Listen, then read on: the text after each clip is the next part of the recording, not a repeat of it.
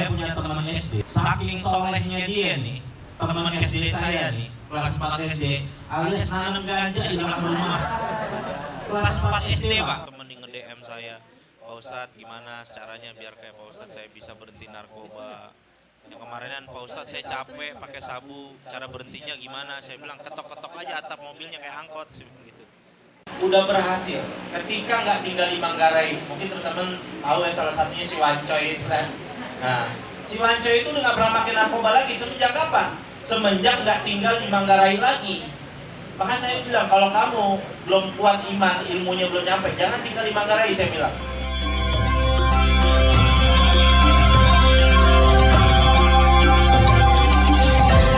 Silakan Ustadz, kita kasih tepuk tangan dulu buat Ustadz Jojo.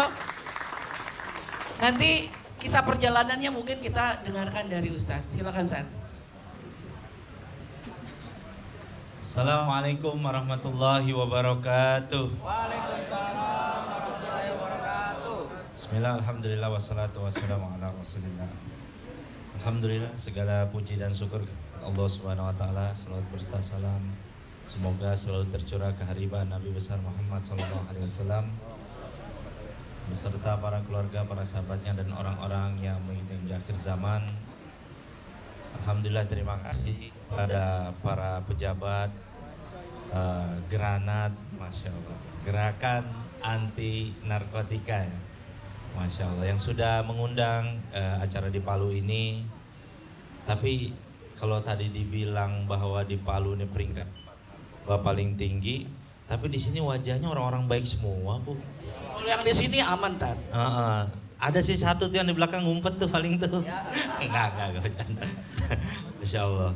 Ya, di Palu ini saya senang sekali baru pertama kali menginjakan kaki di Palu ini, berkolaborasi dengan Granat, yang semoga ya acara hari ini kita semua dapat kebaikan daripada acara ini, dan Allah Subhanahu wa taala mendengar doa-doa kita semua agar narkoba bisa diberantas dari bumi tercinta Indonesia.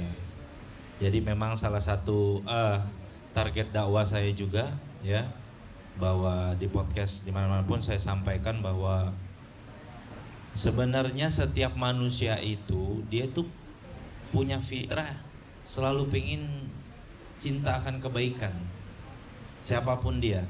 Makanya tadi ngobrol-ngobrol juga kan, ada yang di satu kampung itu ya kan, dia digerebek dan lain-lain, dan dia memang nggak punya pekerjaan. Terkadang dia melakukan itu karena dia nganggur, nggak punya pekerjaan ya. Sebenarnya itu ada peran juga yang harus lapangan pekerjaan gitu buat para teman-teman yang masih terkena dengan ruang lingkup narkoba. Kalau teman-teman tahu di daerah saya, di daerah Jakarta Selatan ya, yang jaksel banget gitu kan, ada satu tempat namanya tuh Manggarai. Itu sangat terkenal sekali. Ekskul kita itu tawuran. Jadi tawuran tuh jadi ekskul di tempat kita tuh. Jadi tawuran tuh bukan karena lagi ada apa, ekskul aja. Gimana sih kalau namanya ekskul, hobi gitu kan. Nah, saking saya bisa menggambarkan begitu ricuhnya tempat tersebut, kalau misalkan ada pertempuran sedang terjadi di situ, itu ibu-ibu di tempat kita itu bikin es nutrisari tuh buat menyemangati orang-orang yang tawuran itu. Jadi bisa dibayangkan tuh. Dan di tempat kita itu dulu dari zaman saya SMP, kalau saya main ke tempat teman-teman saya itu, dia akan ngasih tahu begini, Jo katanya gitu, ini sebelah om gue BD nih katanya gitu. Terus dia bilang gitu, itu tetangga gue sepupu gue itu BD juga, itu sebelah sana BD katanya. Satu kampung tuh bandar semua itu. Semuanya, sampai dia bingung katanya, gue kadang-kadang kalau mau beli di om gue ntar nggak enak sama sepupu gue katanya gitu. Saking tuh satu daerah tuh isinya tuh bandar narkoba semua tuh, coba bayangkan. Tapi setelah sekian lama saya pelajari tentang kehidupan orang-orang yang salah jalan ya di narkoba ini, ya memang mereka tuh punya waktu luang yang begitu lebih sehingga mereka bisa berkecimpung di dunia seperti ini.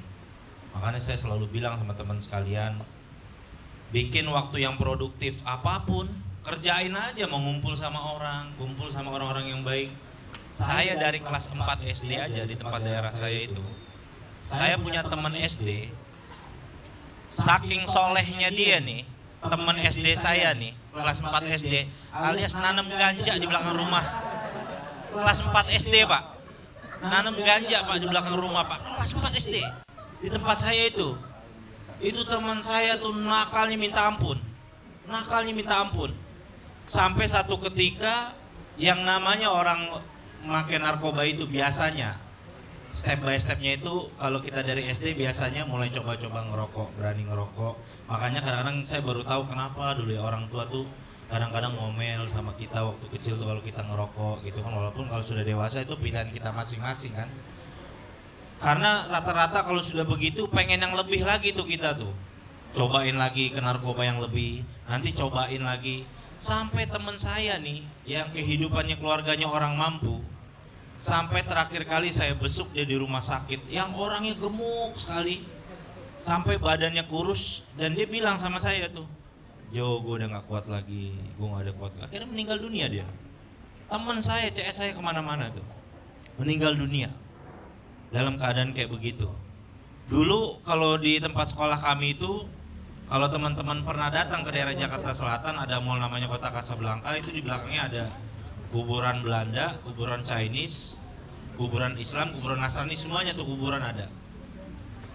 Itu setiap minggu pasti ada tuh masuk berita di sekolah kita, kakak kelas kita atau apa, tiba-tiba jarum suntik menempel di sini dan meninggal di tengah kuburan. Itu sering sekali kayak begitu, pemandangan yang sudah menjadi hal yang umum gitu. Kayak macam kita ngeliat matahari pagi-pagi lah gitulah.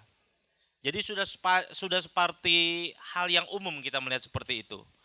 Nah ternyata setelah saya lama pelajari tentang kehidupan orang-orang ya yang berkecimpung di dunia narkoba ini, sampai akhirnya saya juga join the venture juga gitu.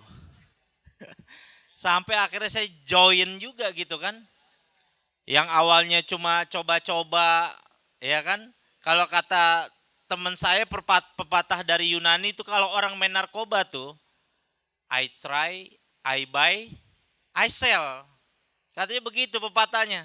Saya coba, saya beli. Pertamanya nyoba, dikasih, ketagihan dia beli, lama-lama apa dia jual. Begitu karir orang narkoba begitu pasti umumnya tuh. Dari dia nyobain, dari dia beli sampai dia jualan. Itu karir orang narkoba pasti begitu tuh, umumnya tuh. Nah akhirnya ya karena kita keasikan tuh bagaimana pikirnya tiap hari bisa seneng-seneng, bisa party lagi, bisa ke diskotik lagi setiap malam. Tapi memang orang kalau kehidupannya jauh dari Allah Subhanahu wa taala begitulah. Jadi seakan-akan tuh narkoba tuh jadi Tuhan. Gitu. Bahkan ada teman saya tuh setiap ke diskotik malam-malam, dia tuh rela dipeluk nenek-nenek tuh demi buat sebutir ekstasi. Rela dia tuh, gak apa-apa, bodoh amat tuh, yang penting gue bisa dapat ekstasi kata dia gitu. Rela lo kehidupannya kayak begitu. Jadi rela jual harga diri buat orang narkoba tuh, saking jahatnya kadang-kadang. Dia memang kadang orang narkoba ini gak jahat sama orang lain. Apalagi kalau orang pakai narkoba ganja kan. Bahkan ada teman saya katanya, sebenarnya ya perhatiin deh, kalau orang ngeganja tuh jarang rusuh loh. Sebenarnya gampang kata teman saya, kalau dunia ini mau damai kasih ganja aja kata semua. Pemikirannya out of the box tuh kan. Katanya karena orang ganja katanya gak pernah rusuh gitu kan, dia bilang begitu. Lalu setelah itu ya setelah dia coba-coba gitu barang-barang tersebut, akhirnya rela menjual barang. Lama-lama sampai rela nyolong. Makanya pernah ada film dulu ya namanya Bingkisan untuk Presiden. Yang main dulu kalau gak salah Bucek Dep. Itu sampai di salah satu scene film itu, ketika itu lagi terkenal di zaman Putau itu ada satu orang tua sedang pakai tabung oksigen, lagi ngap-ngapan gitu kan, lagi bener-bener lagi sesak napas. Itu dicabut tabung oksigennya, dijual buat beli Putau doang. Akhirnya apa? Ayahnya meninggal dunia. Dan itu kisah nyata. Sampai di tempat saya, kampung saya dulu paling nggak percaya tuh sama yang namanya kayak semacam tahayul, azab-azab, hidayah. Tuh saya nggak pernah percaya tuh. Tapi di kampung saya pernah dapet satu kejadian yang sangat unik. Jadi dia tuh pengguna narkoba. Mungkin karena orang tuanya udah stres, bendanya sering diambilin, sering dicuri dan lain sebagainya. Sampai akhirnya apa? Orang ini yang badannya tubuhnya tinggi, gede, sampai kurus sekali. Dia meninggal dunia, akhirnya dikubur, orang tuanya nggak mau ikut ke kuburan. Coba bayangin. Akhirnya udah digali nih, digali kuburannya nih, dihitung badannya tahu nggak? Pas mau dimasukin, tanahnya nggak muat. Diambil lagi, digali lagi. Ini di kampung saya nih, digali lagi. Terus habis itu mau dimasukin lagi, nggak muat lagi mayatnya. Wah, saya bilang, semenjak saat itu tuh, langsung tuh majalah Hidayah laku tuh kayaknya tuh. Saya lihat kan, saya pikir cerita-cerita ini dongeng ya, saya pikir gitu dulu kan. Ini nggak mungkin terjadi. Akhirnya tahu apa? Kata Pak Ustadz, ini orang tuanya mana katanya? Orang tuanya mana? Nggak ada Pak, nggak mau ikut katanya penguburan. Akhirnya dijemput naik motor. Ibunya dijemput, dipanggil sama Pak Ustadz katanya. Ketika sampai di kuburan, akhirnya si Ustadz itu bilang, Ibu, ini anak kayaknya masih ada punya masalah sangkut paut segala macam sama ibu. Mending ibu maafin lo segala macam. Akhirnya nangis ibunya. Pas dimaafin baru akhirnya bisa dikubur. Dan ini kisah nyata di kampung saya. Coba bayangin tuh. Jadi kalau ada yang mau ngetes nggak bisa dikubur, melawan orang tua aja udah gampang. Kalau mau ngetes gitu kan. Kalau mau ngetes. Tapi emang ini kisah nyata teman-teman sekalian, saya ceritakan seperti ini kenapa? Nggak ada beruntungnya lah orang hidup dengan narkoba itu. Bohong, dusta itu kesenangannya itu. Orang narkoba itu. Saya satu-satunya narkoba yang nggak pernah saya cobain tuh Putau. Karena saya punya fobia sama jarum suntik. Gara-gara saya ngeliat teman saya meninggal. Semua narkoba saya cobain akhirnya. Karena ikut pergaulan bebas. Sampai saya dulu jadi salah satu reseller yang terkenal tuh di Jakarta, namanya Kampung Ambon, ya kan? Saya ke sana tuh, ambil barang banyak di sana jualan, ya kan? Akhirnya apa? Memang takdir membawa saya umur 22 tahun, akhirnya saya masuk penjara. Pas ketika masuk penjara, polisi yang nangkap saya heran tuh, muka saya tenang banget. Sampai kata polisinya bilang, kamu pasti residivis nih, ketangkep kok kamu nggak ada panik-paniknya. Jadi memang udah rasa di hati saya tuh udah mulai nggak bisa saya di dunia seperti ini, mau sampai kapan.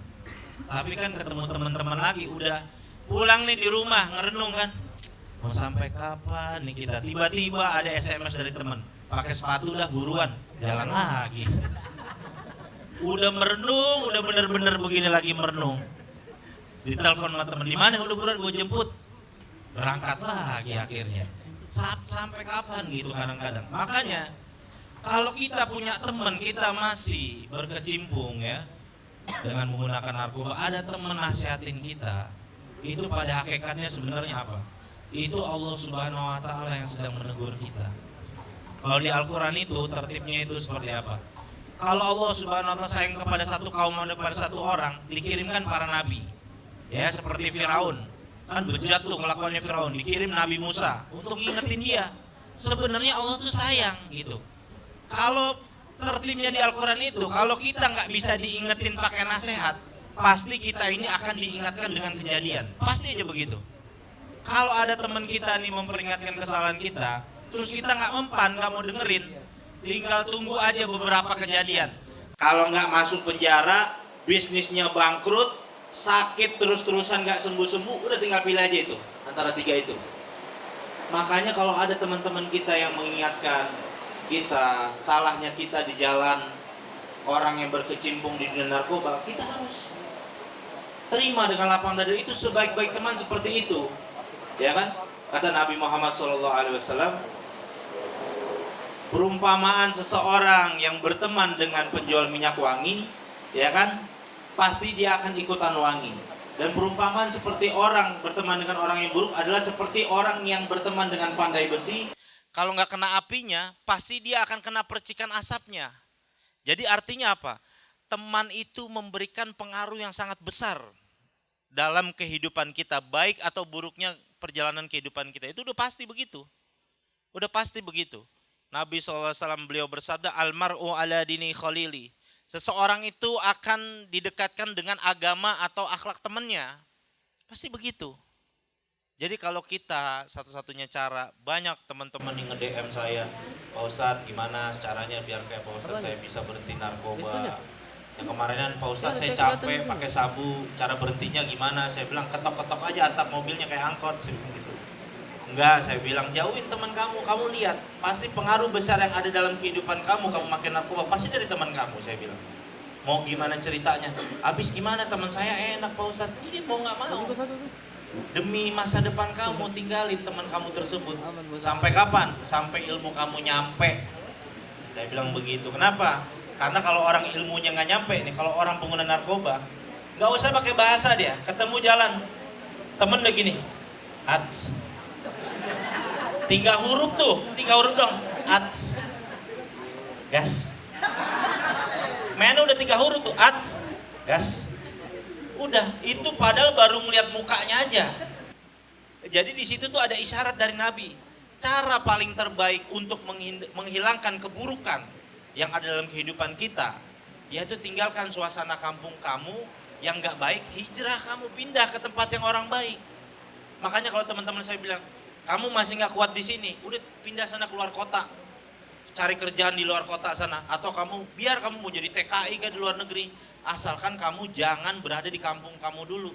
Kalau sekiranya kamu gak bisa keluar daripada kehidupan seperti itu. Dan alhamdulillah beberapa teman saya ya udah berhasil ketika nggak tinggal di Manggarai. Mungkin teman-teman tahu ya, salah satunya si Wancoy itu kan. Nah, si Wancoy itu udah nggak pernah makan narkoba lagi. Semenjak kapan? Semenjak nggak tinggal di Manggarai lagi. Maka saya bilang, kalau kamu belum kuat iman, ilmunya belum nyampe, jangan tinggal di Manggarai, saya bilang. Sana, pindah ke sana. Akhirnya apa?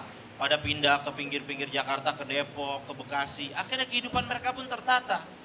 Jadi Nabi Muhammad SAW benar.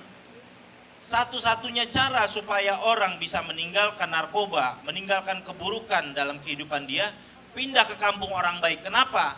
Karena orang yang jahat itu sebenarnya hatinya ada keinginan baik, tapi dia butuh suasana, dia butuh support system di kampung tersebut, sehingga dia harus pindah ke tempat itu.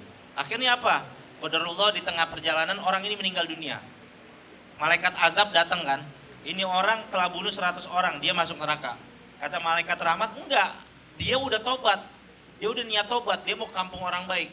Allah Subhanahu wa taala ngutus satu malaikat lagi, bilang kan akhirnya kan, Allah Subhanahu wa taala memutuskan tentang perkara hamba ini, hitung jasadnya ini lebih dekat dengan kampung dia yang banyak dosa ini atau kampung orang baik. Akhirnya apa? Di garis ini tengah-tengah tubuhnya dalam satu riwayat, itu tubuhnya digeser sama angin oleh Allah Subhanahu wa taala begini ke kampung orang baik.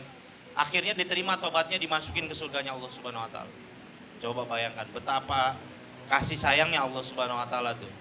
Makanya teman-teman sekalian, jangan pernah ngejudge kalau teman-teman kita masih makan narkoba. Nasihatin, sayangin dia. Doain. Kalau orang sudah dinasehatin dan didoain, pasti berubah hidupnya. Saya udah buktikan beberapa teman saya. Tapi kita datangnya dengan kasih sayang. Sebagaimana kita mau dinasehatin gitu kan. Jangan kayak datang lagi ngumpul misal sini. Wahai pemadat gitu misalkan. Jangan. Hai kamu pemadat, ngapain kamu nongkrong di sini? Jangan begitu. Ya kan? Sebagaimana kalau kita dalam posisi dia, kita mau seperti apa dinasehatin kan? Dipanggil. Bro, lo masih make? Jujur sama gua. Iya, gua masih. Ya udah mau sampai kapan? Sian, benda lo udah banyak habis. Orang tua lo sedih pasti tahu begini. Iya bro, doain gua aja ya. Biasanya kan gitu. Doain. Pasti akan datang satu waktu dia akan bisa meninggalkan. Dan itu sebaik-baik teman kayak begitu. Teman yang paling baik adalah yang bisa menunjukkan arah kebaikan ketika kita sedang tersesat ya. Mudah-mudahan ilmu yang saya sampaikan ini bermanfaat buat teman-teman sekalian ya. Dan bisa menginspirasi buat teman-teman sekalian. Ingat bahwa pemakai narkoba itu, mereka itu adalah orang-orang yang sebenarnya dalam hatinya ada keinginan baik. Jadi tolong dibimbing, tolong diingatkan, tolong diarahkan teman-teman kita ini, dibantu untuk bisa keluar dari zona kehidupan orang-orang narkoba tersebut ya, supaya semoga Allah Subhanahu wa taala berikan kita rahmat, berikan banyak kebaikan ya. Dan terima kasih kepada yang hadir di sini. Semoga keluarga kita semua dan di kampung kita dijauhi dari narkoba selama-lamanya. Amin ya rabbal alamin. Masyaallah. Ya, terima kasih Ustadz. Kita kasih aplaus dulu untuk Ustadz. Perjalanannya luar biasa ya Ustadz ya. Ini teman-teman dapat ilmu lagi nih Tat. Jadi harus dirangkul ya Tat. Jangan langsung pemadat gitu. Wah. Nah itu yang kadang-kadang yang harus kita ini ya Tat ya, terubah. Ya paradigma yang biasa kita marah-marah gitu sama anak atau keluarga atau adik kakak gitu. Nah itu mungkin udah harus berubah. Jadi teman-teman nanti silahkan ya, ada yang mungkin mau tanya-tanya sama Ustadz Jojo. Tapi mungkin saya kasih dulu sama MC-MC yang cantik. Selanjutnya kita ke sesi tanya jawab yang akan kembali dipandu oleh moderator kita, Kakak Fitri Rosmala Dewi Mastura. Kepada kakak dipersilahkan. Datangnya mungkin belum tahu bagaimana Ustadz Jojo. Tadi saya udah ngobrol-ngobrol banyak cerita dari Ustadz juga. Beliau tadi juga udah sampaikan adalah seorang pendakwah dan juga motivator hijrah yang dikenal dengan kisah hidupnya yang penuh perubahan. Ini luar biasa. Beliau juga merupakan seorang mualaf. Tadi juga saya nanya-nanya Tat, sejak kapan nih Tat mualafnya? Terus gimana sih Tat bisa langsung berhenti setelah dari, tapi tadi sempat ya Tat ada yang ngajakin gitu untuk nyoba-nyoba lagi. Nah ini mungkin teman-teman ada mau tanya-tanya gimana kiat-kiatnya. Nah di sini juga ada Bapak Ibu dari BNN, nanti mungkin bisa tanya-tanya gimana rehab. Ada Ibu Isda lama juga di rehabilitasi, ada Ibu Kabit juga Bu Hartini. Ya, jadi teman-teman jangan malu-malu karena Tat kalau BNN kan kalau mau rehab gratis Tat. Ya punya keinginan, punya misalnya ada keluarga, teman-teman, BNN punya wadah buat anak-anak muda di Kota Palu Sultan, punya fasilitas yang bisa nanti teman-teman tanya. Tapi silakan dari teman-teman yang mau tanya-tanya, mungkin penasaran apa yang udah dipersiapkan dari rumah, silakan ada dari sini. Oke, yuk maju yuk. Ya deh, siap. Oh dari situ, oke. Sebutin nama ya, dari mana? Oke. Langsung aja. Assalamualaikum, Mister. Saya Yahya dari Mamboro. Pertanyaan saya mungkin tentang anak muda sekarang kan pada banyak yang suka dengan hasil yang instan, begitu salah satunya mencari kebahagiaan melalui cara-cara instan seperti menggunakan narkotika. Nah, apa sih yang menyebabkan anak muda punya kecenderungan seperti itu, dan apa ya yang seharusnya kita cari begitu sebagai kebahagiaan itu sendiri begitu. Mungkin ada pencerahannya buat kita anak muda supaya di satu sisi mendapatkan kebahagiaan tapi di satu sisi percaya pada proses dan juga akhirnya terhindar dari narkoba juga gitu aja sih Ustaz. Terima kasih. Oke, Masya Allah. Pertanyaannya bagus banget ya, bagaimana kiat-kiat supaya bisa terhindar dari kehidupan narkoba ya. Sebenarnya tadi saya udah berikan keterangan secara gamblang bahwa yang paling besar memberikan pengaruh terhadap kehidupan seseorang tuh, apalagi dalam kehidupan dunia narkotika, itu adalah teman-teman dekatnya dia. Makanya kita itu ya untuk memikirkan masa depan kita harus memikirkan bahwa kita harus punya teman sahabat tuh yang benar-benar kehidupannya baik, kehidupannya lurus. Memang kadang-kadang tuh punya teman dekat yang kayak gitu nggak enak, bener sumpah, nggak enak. Saya harus berteman waktu saya di dalam penjara untuk bisa berhenti dari narkoba. Jangankan saya yang merasa lemah, dulu imam di masjid ngajar di pesantren kilat itu tahun baru masih neken inek dia. Bayangin tuh imam itu, ya saya masih inget banget dia ngajar manajemen kolbu tuh, serius. Tapi dari situ saya bukan mencela dia, tapi saya mikir, ini orang yang ilmu agamanya aja mumpuni masih bisa kepleset, apalagi saya. Gitu. Maka hal-hal seperti itu tuh jadi kekhawatiran saya. Sampai suatu ketika saya pernah dengar almarhum Ustadz Jeffrey Al-Bukhari, ya. Itu beliau waktu itu pernah kasih kesaksian begini. Beliau juga orang yang pernah bekas dalam kehidupan dunia seperti itu. Sampai di satu titik beliau capek bilang, ya Allah, kalau saya balik lagi ke kehidupan seperti itu, maka kematian lebih saya sukai daripada saya harus kembali lagi kepada kehidupan seperti itu. Akhirnya saya menginspirasi saya untuk saya berani berdoa kayak gitu, ya Allah kalau emang bener saya masih ada keinginan lagi balik ke dunia kayak gitu, kayaknya lebih baik ambil aja nyawa saya berhenti aja dari dunia ini, saya nggak mau lagi balik ke dunia seperti itu. Alhamdulillah semenjak saya masuk penjara, saya ingat banget tanggal 23 September tahun 2011 sampai sekarang saya nggak pernah lagi pakai narkoba dan saya nggak pernah punya keinginan. Tapi di 4 tahun awal saya masih ada suka dapat sugesti, dan itulah kenapa saya langsung minta sama keluarga saya untuk masuk pondok pesantren untuk belajar agama lagi, karena untuk ngejauhin. Saya bukannya saya benci sama teman saya, enggak, tapi saya bilang suatu saat saya akan balik lagi pada kalian, tapi dalam keadaan yang lebih baik. Saya pengen ajak kalian kepada ke arah-arah kebaikan. Jadi karena didasari rasa sayang saya sama teman-teman. Kenapa? Karena walaupun teman saya memang itu buruk, masih pakai narkoba, tapi waktu di dalam penjara mereka tuh sering besuk saya gitu. Jadi kadang saya tuh suka dalam peperangan hati saya, ya Allah gimana sih mau ninggalin mereka? Mereka tuh memperhatikan saya, mereka ngumpulin uang, terus datang ke penjara seminggu sekali. Jo nih anak-anak ngasih uang buat lo jajan, buat lo makan. Gimana caranya tuh saya tuh harus ninggalin teman-teman kayak gitu? Tapi saya tahu mereka masih kayak gitu. Terus gimana caranya? Ya udah saya bilang nanti suatu saat saya akan balik lagi sama kamu. Akhirnya saya hijrah ke Magetan. Saya di pondok pesantren belajar agama. Saya balik lagi sampai alhamdulillah teman saya mungkin dari sekitar 30 orang yang masih pakai mungkin cuma 1 orang aja saya sekarang.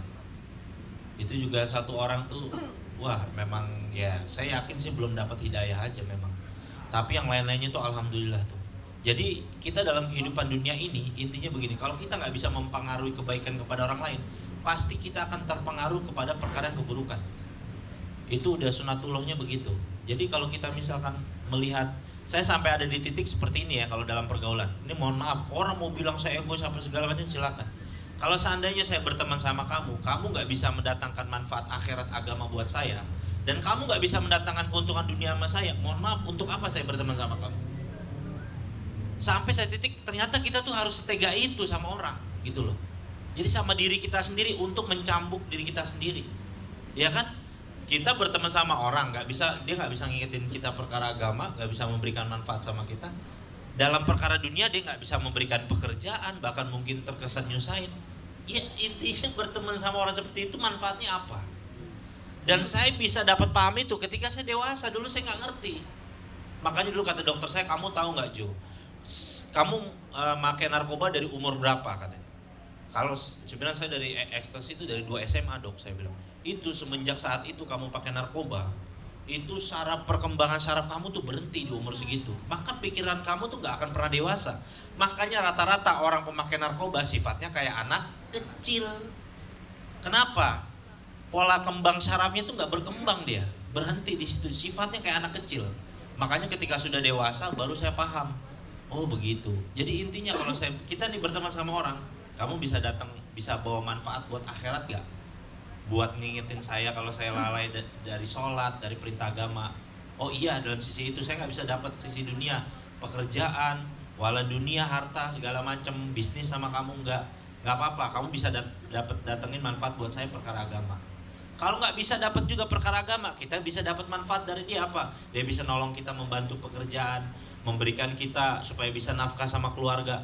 Nggak ada dua-duanya itu. Buat apa berteman sama orang kayak gitu loh? Cambuk diri kita harus kayak gitu. Harus kayak gitu. Untuk apa? Supaya kita cinta sama diri kita sendiri. Karena saya sering dapetin orang ketika ditimpa musibah, teman-temannya ada yang berdiri di samping dia.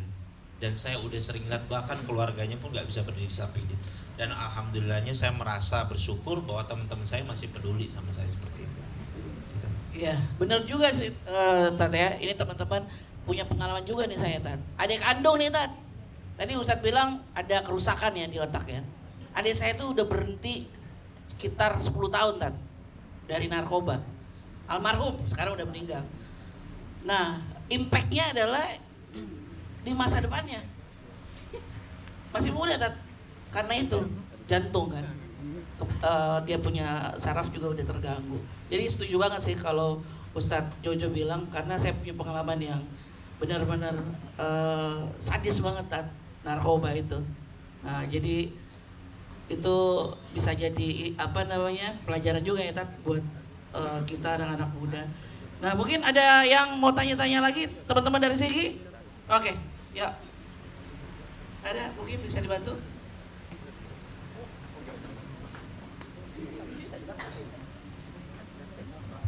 Oke, bismillah. Assalamualaikum warahmatullahi wabarakatuh. Perkenalkan saya Jiran dan saya berasal dari Tondo. Begini Ustadz, saya adalah latar belakang sebagai fasilitator pemberdayaan masyarakat yang dimana itu turun-turun ke pelosok. Yang dimana di satu sisi itu banyak anak-anak yang memakai narkoba.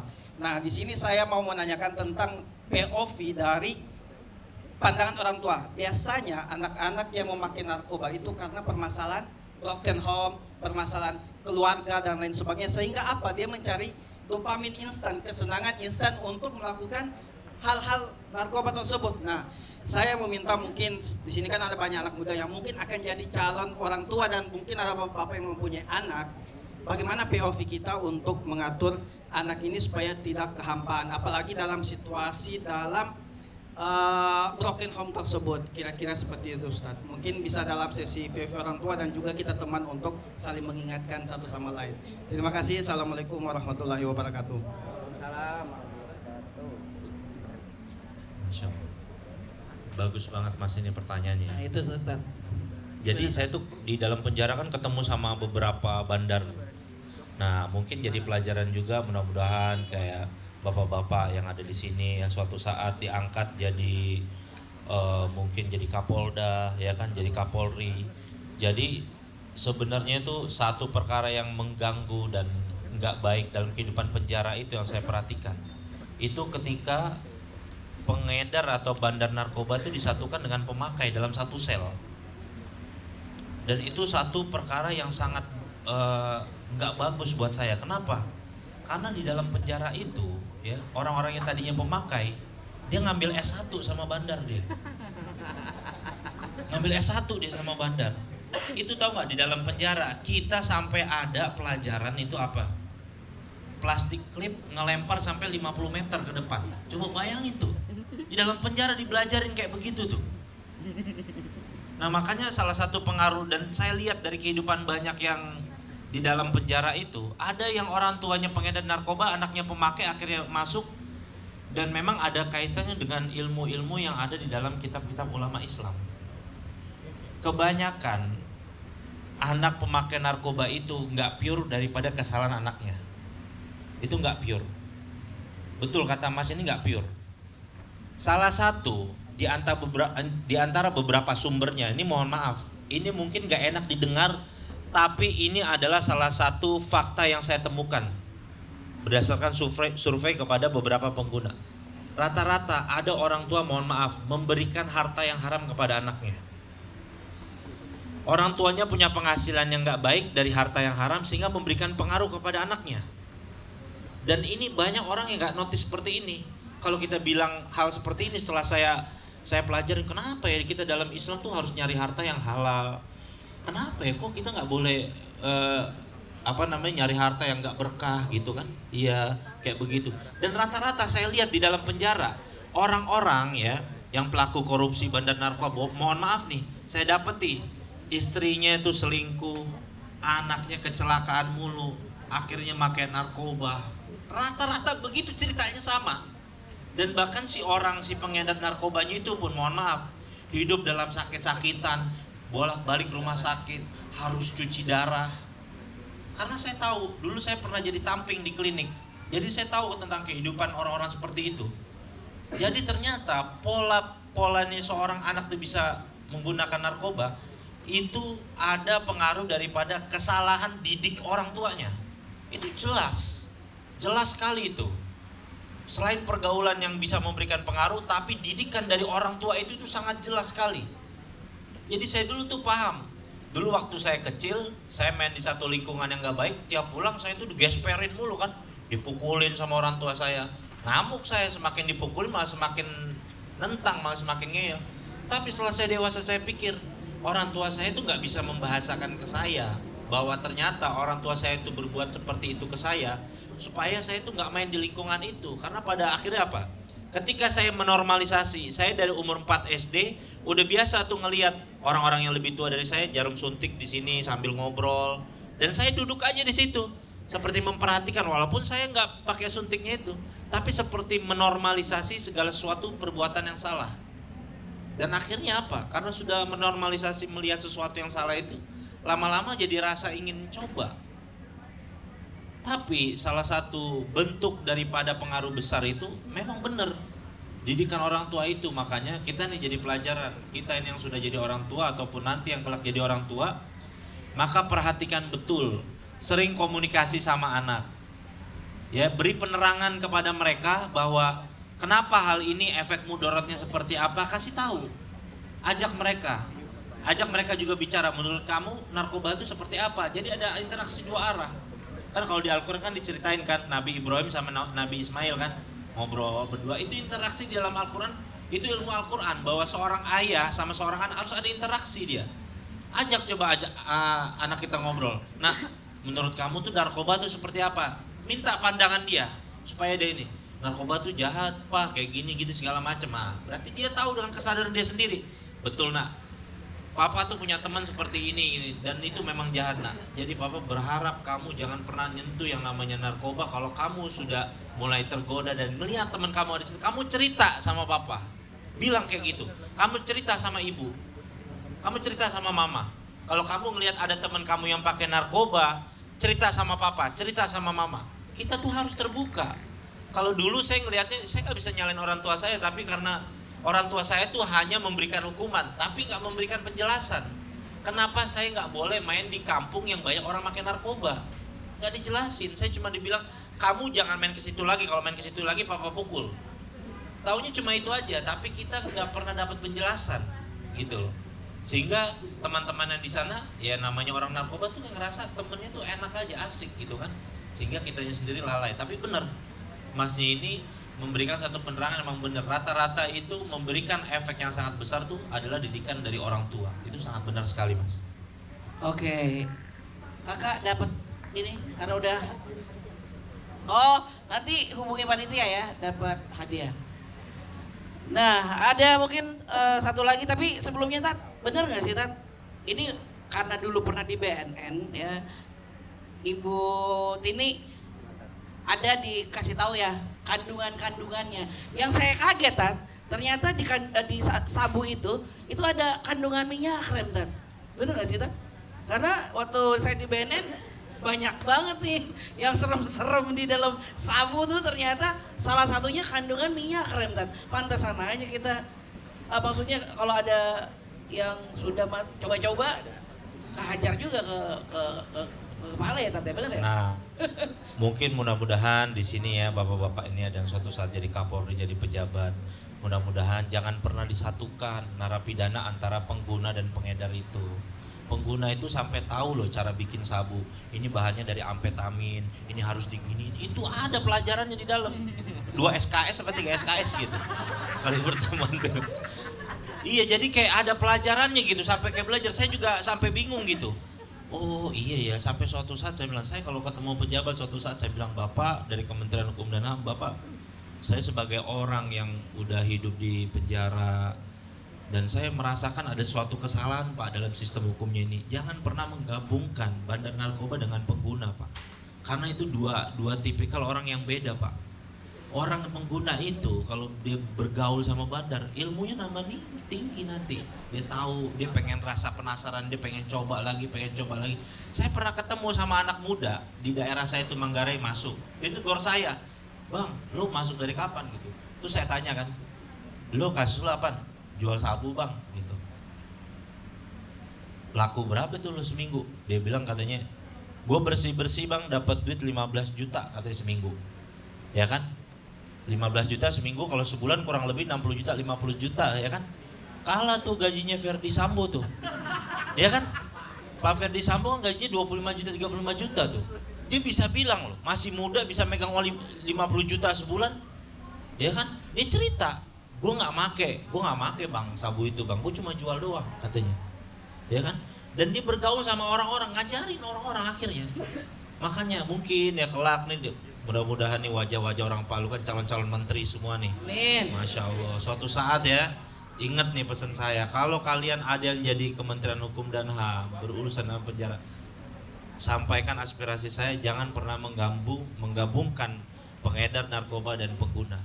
Karena itu hanya akan bisa menumbuhkan para pengedar-pengedar baru di dalam lapas dan rutan. Makasih Tat, ilmunya Tat. Ada lagi, satu lagi, kita kasih kesempatan. Perempuan, nah yang belakang itu tuh tangannya paling tinggi, boleh. Perkenalkan, nama saya Ilmi Maharani. Langsung saja izin Ustadz. Jadi saya punya teman yang nonis dan juga yang dari Islam. Yang dari Islam ini dia bisa dibilang agamanya bagus. Tapi saya izin bertanya, yang nonis ini kan dia pernah bercerita sama yang temannya yang Islam. Kalau dia ini sebenarnya pengedar sekaligus pemakai. Tapi dia ingin tobat dan juga ingin berhenti. Sedangkan lingkungannya ini semuanya buruk, termasuk dari keluarganya sendiri. Dia bercerita sama yang Islam bagaimana caranya dan apa pandangan dari teman yang Islam ini. Jadi teman yang Islam ini langsung menjawab, kalau begitu masuk saja ke agamaku. Masuk saja ke agamaku, baru bertobat. Nah, kalau sudah bertobat, bergaul terus saja dengan saya. Saya jamin kau langsung sembuh itu. Daripada saya lapor kau ke polisi. Jadi saya yang dengar ini kaget juga, kayak astaga, kenapa langsung begitu? Nah, jadi saya mau minta pendapat Ustadz bagaimana caranya kita menyikapi ketika kita ada di lingkungan seperti itu. Dan juga dia kan bertanya, keluarganya kan juga ada yang seperti itu, pemakai sekaligus bandar. Itu orang tuanya sendiri. Dia sudah banyak kali bilang menasehati orang tuanya, tapi orang tuanya ini bilang, kalau saya tidak mengedarkan narkoba, kau mau hidup pakai apa? Jadi kalau saya berhenti, kita tidak hidup. Atau tidak, kau tidak usah menasihati saya karena saya lebih tua dari kau. Jadi berdosa kau kalau menasihati saya. Seperti Ustadz. Mohon maaf. Terima kasih. Oke, Masya Allah. Bagus banget, berarti dia care ya. Kalau mbaknya mau cara cepet, kasih tahu nama aja ke Pak Sembiring ya. Kalau mau cara cepet, ya Pak ya izin Pak. Enggak. Tapi kalau orang itu sebenarnya sama, saya merasakan apa yang dia rasakan. Sebenarnya dia tuh pengen keluar dari lingkungan itu, ya kan? Dia pengen berhenti. Ya bagus memang teman kamu itu ngasih tahu supaya dia masuk ke dalam Islam. Tapi sebenarnya itu nggak ada jaminan pasti juga. Kalau dia masuk ke dalam agama Islam terus dia langsung berhenti narkoba, itu belum ada jaminan pasti memang. Tapi yang paling pasti, saya mendapatkan satu perkara dalam sebuah riwayat hadis Nabi SAW itu suatu perkara yang benar-benar menakjubkan, ya kan? Saya sering ceritakan di podcast itu bahwa ada seorang mengadu kepada Nabi SAW, ya Rasulullah, ada orang yang ketika dia malam hari dia sholat, siang harinya dia mencuri. Ya, itu kan hal yang aneh di antara sahabat Nabi itu. Kok orang ada ya orang gitu ya? Malamnya harinya dia sholat, siangnya mencuri. Apa kata Nabi SAW? Nanti sifat sholatnya itu ya, kalau dia istiqomah dan dia benar dalam mendirikan sholatnya, nanti sifat sholatnya itu akan mengikis daripada sifat buruk dan sifat kelakuan mencurinya itu. Dan Nabi SAW membacakan ayat Inna sholata tanha anil fahsya'i wal munkar. Sesungguhnya sholat itu dapat mencegah daripada perbuatan keji dan mungkar. Jadi dengan menjaga sholat, ya, itu memang benar-benar itu bisa menghilangkan kemungkaran yang ada di dalam kehidupan kita.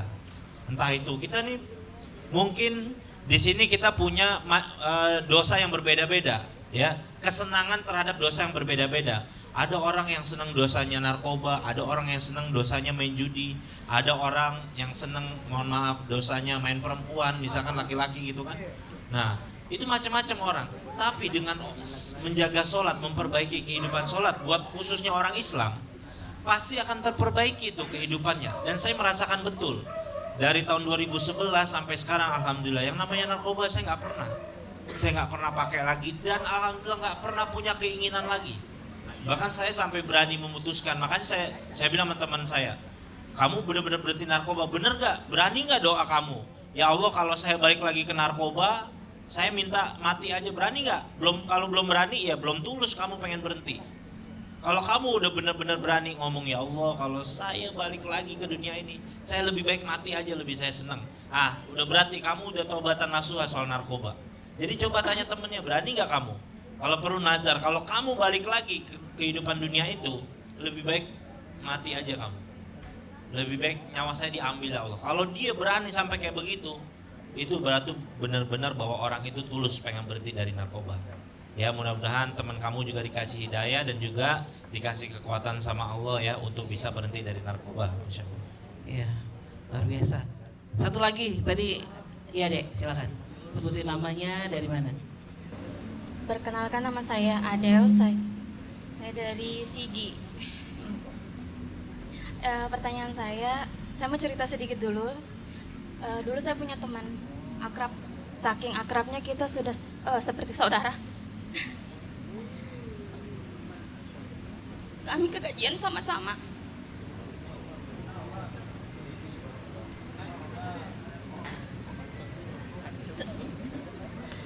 Tapi pas saat gempa kemarin, orang tuanya meninggal dua-duanya sekaligus. Kemudian suaminya selingkuh.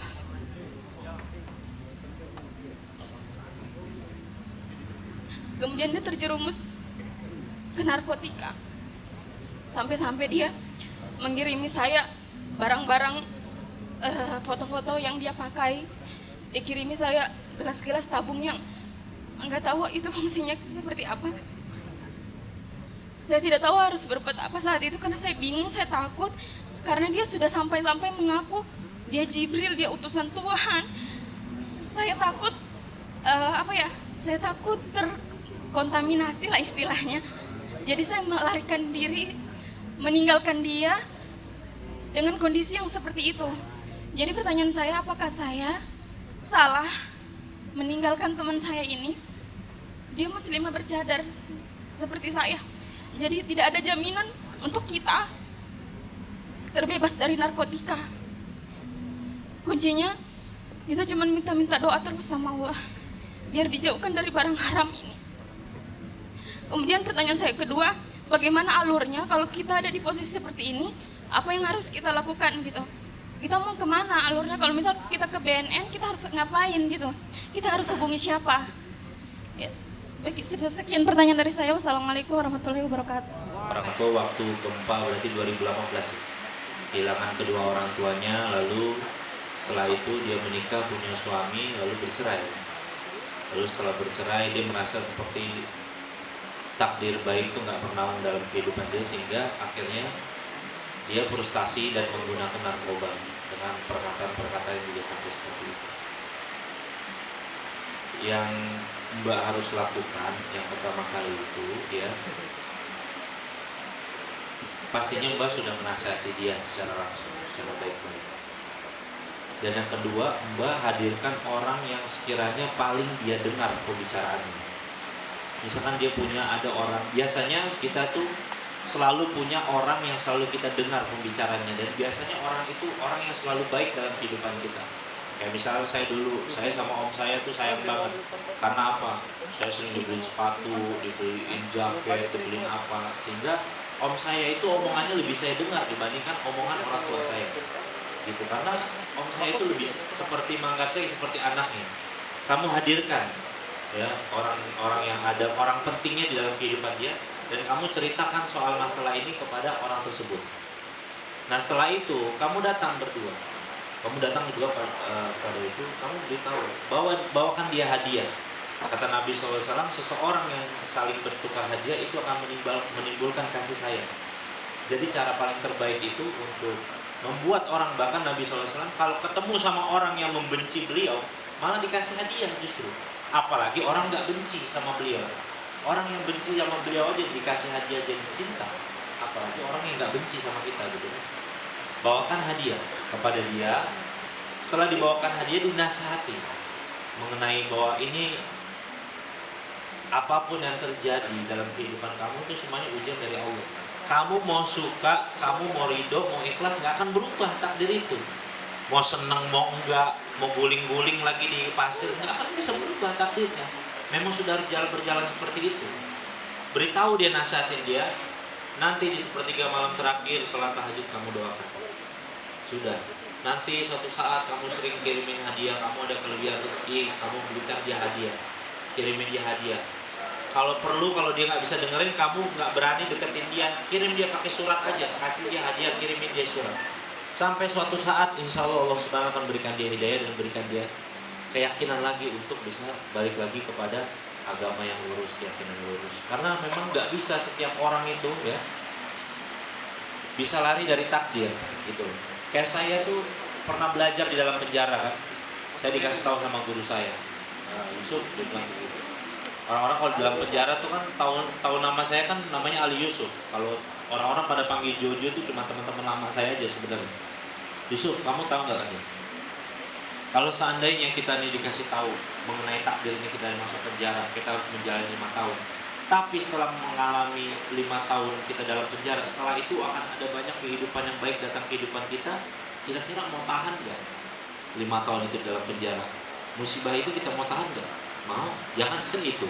Tadi pagi itu saya lihat ada berita, ada apa? Ada orang kedapatan salah transfer 17 miliar, ya kan? Duitnya disimpan sama dia. Dia lebih milih masuk penjara 1 tahun dibanding ngebalikin duit 17 miliarnya dia. Kenapa? Karena menurut dia dapat uang 17 miliar lebih worth it daripada masuk penjara. Jadi menurut dia ya udah nggak apa-apa masuk penjara 1 tahun, nyari duit di mana 17 miliar dalam 1 tahun gitu.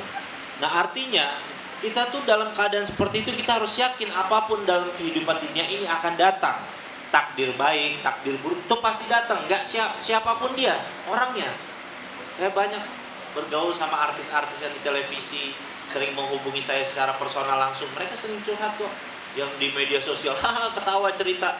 Banyak kok curhat sama saya, cerita tentang kehidupannya yang mentalnya kena, istrinya kayak gini, rumah tangganya kayak gini, banyak kok. Jadi segala sesuatu yang ada dalam kehidupan dunia ini nggak mesti orang senyum segala macam, kehidupannya bahagia juga. Nggak juga serta merta orang yang kehidupannya sedih mulu, galau mulu, hidupnya juga nggak bahagia, nggak juga. Terkadang juga dia sedang seperti itu karena menunda daripada takdir yang lebih buruk lagi gitu kan. Kalau kita kan yang penting ya udah gitu kan, punya rumah 1, apartemen 1 gitu kan, Toyota 1, Alphard 1, yang penting itu aja hidup, ya kan, pesawat 1, helikopter 1 gitu kan. Enggak, tapi Mbak ini sayang banget sama temennya. Saya tahu rasanya itu menasihati teman yang seperti itu. Tapi ingat lagi dan lagi bahwa kita nggak bertanggung jawab terhadap kehidupan orang lain. Itu yang harus kita tahu. Kalau kita sudah ngingetin dia, sudah doakan dia, kita nggak akan bertanggung jawab terhadap kehidupan dia. Adapun itu kehidupan dia mau seperti apa, itu jalan hidup yang dia pilih.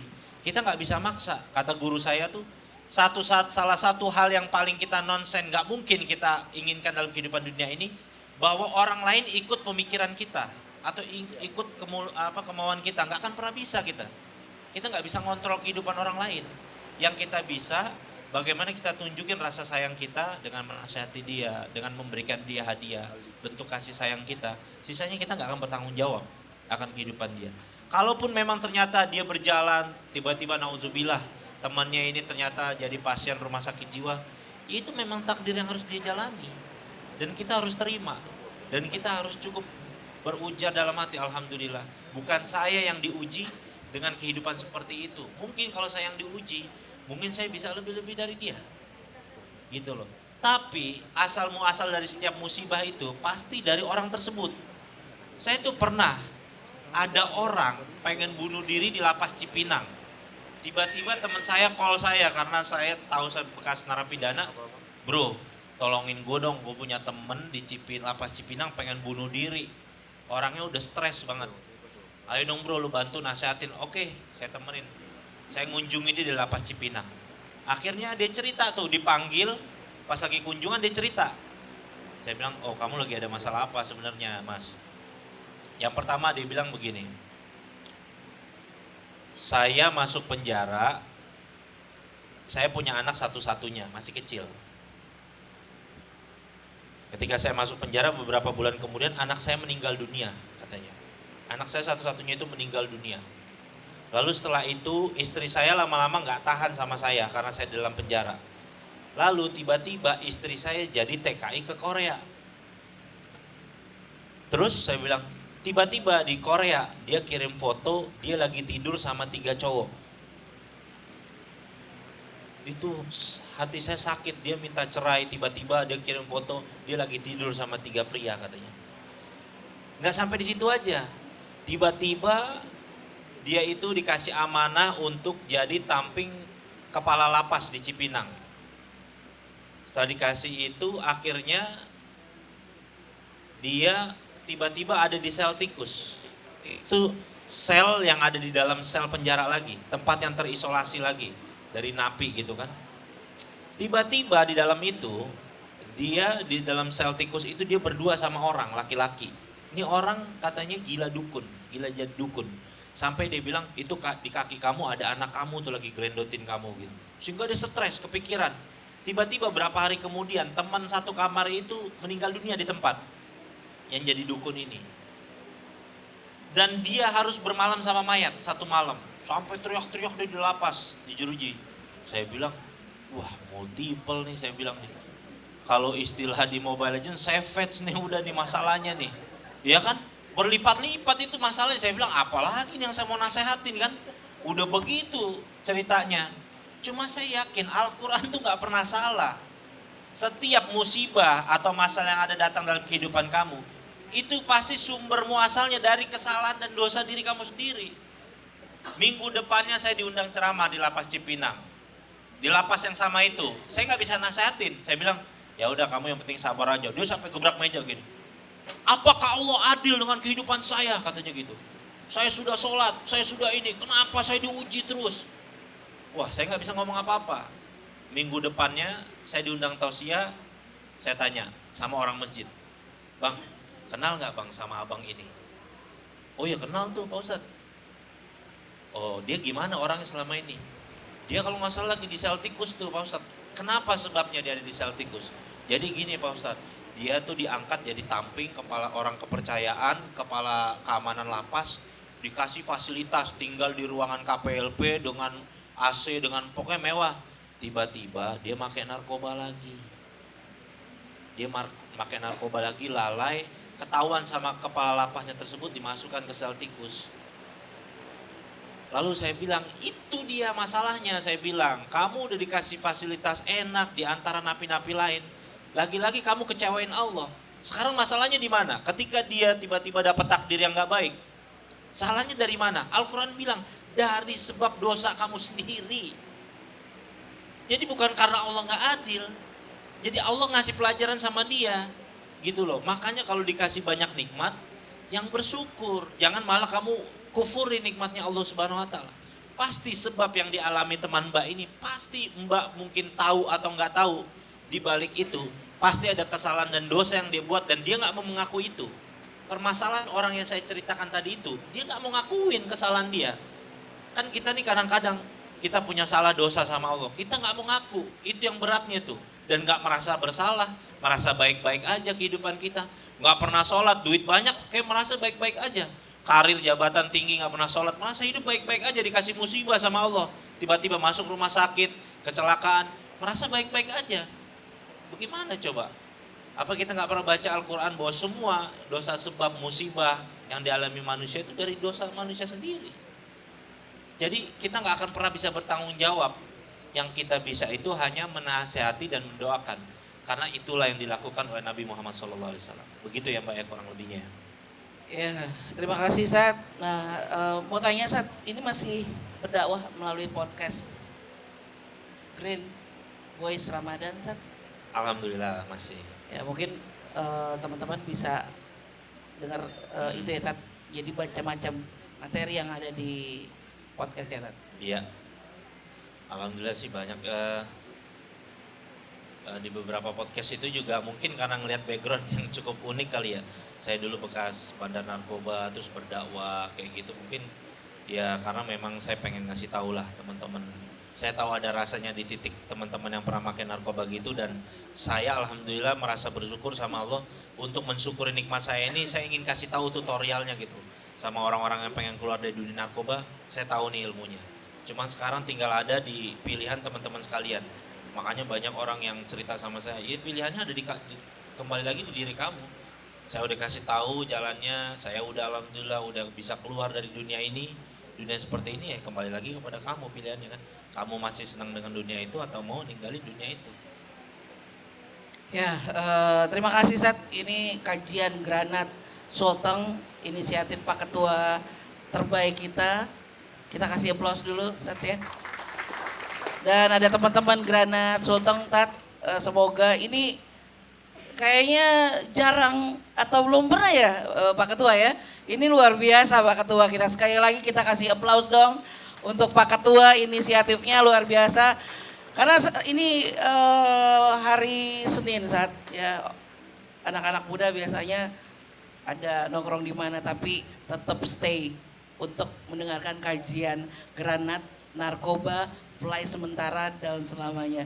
Jadi teman-teman semuanya, terima kasih yang sudah stay sampai waktu yang lumayan. Saat ini larut 22.28 tapi tidak beranjak dari kajian Granat. Kita kasih aplaus untuk teman-teman semuanya.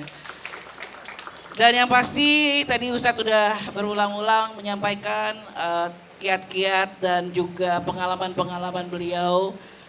Tidak ada kata terlambat untuk kembali ke jalan Allah. Ya Ustadz ya. Jadi gak ada kata terlambat. Silakan mungkin teman-teman bisa sharing juga di komunitasnya ya Ustadz. Menebar kembali